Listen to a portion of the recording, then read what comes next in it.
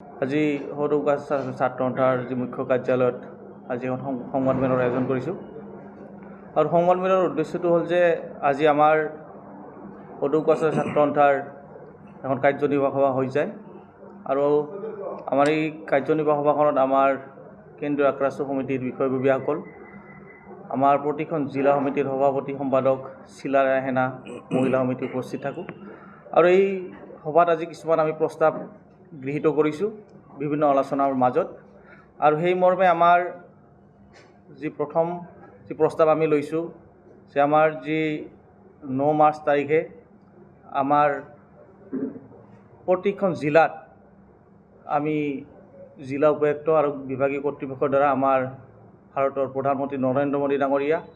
অসমৰ মুখ্যমন্ত্ৰী হিমন্ত বিশ্ব শৰ্মা ডাঙৰীয়া আৰু ট্ৰাইবেল এফেয়াৰ্ছ মিনিষ্টাৰক আমি আমাৰ যি পৃথক ৰাজ্য আৰু কমতাপুৰ দাবীত আমি স্মাৰকপত্ৰ প্ৰদান কৰিম। আৰু তদ্ৰূপ যি আমাৰ 9 ফেব্ৰুৱাৰী তাৰিখে আমি এতিয়া আন্দোলনৰ কাৰ্যসূচী ঘোষণা লৈছিলোঁ আৰু এইটো আমি স্থগিত ৰাখিছিলোঁ আৰু সেই আন্দোলনৰ কাৰ্যসূচীটো হ'ল যে অহা 16 মাৰ্চত আমি যি আমাৰ স্থগিত ৰখা পদযাত্ৰা কাৰ্যসূচী আমাৰ চিৰাং আৰু বঙাইগাঁৱত আমি সেই কাৰ্যসূচীটো ৰূপায়ণ কৰিম। আৰু তাৰ লগতে শেহতীয়াভাৱে দেখা পাইছোঁ যে আক্ৰাছুৰ বিভাজন কৰাৰ ক্ষেত্ৰত আমাৰ কিছুমান কেছ কমতাপুৰ অট'নমাছ কাউন্সিলৰ EM GM আমি জড়িত থকা বুলি আমি খবৰ পাইছোঁ। আমি তেওঁলোকক সকীয়াই দিব বিচাৰিছোঁ যে আজি তেওঁলোকে যি আক্ৰাছু বিভাজন কৰাৰ ক্ষেত্ৰত যি তেওঁলোকে নামি পৰিছে, যাতে অনাগত দিনত তেওঁলোকে এই কামৰ পৰা বিৰত থাকে আৰু সংগঠনটোক মানে বিভাজন কৰাৰ ক্ষেত্ৰত যাতে আমি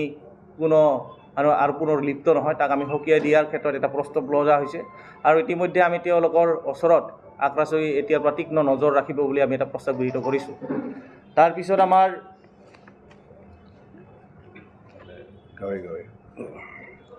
প্ৰস্তাৱ আছে যে আমি গাঁৱে গাঁৱে আমাৰ যি পৃথক ৰাজ্য কমতাপুৰৰ জনজাতিকৰণৰ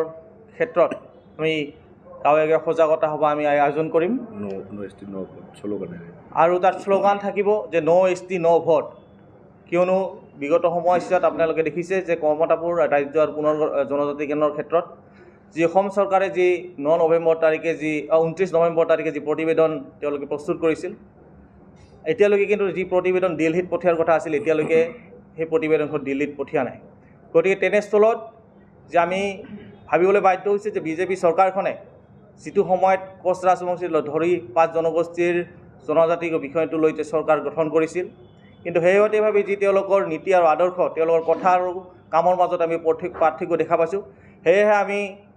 আমাৰ যি পৰৱৰ্তী কাৰ্যসূচী যি আমি গাঁৱে গাঁৱে যি সজাগতা সভা আমি অনুষ্ঠিত কৰিম, তাত আমাৰ শ্লোগান থাকিব নো ST নো ভোট। আৰু বাকী কথাখিনি আমাৰ সম্পাদক অৱগত কৰিছে।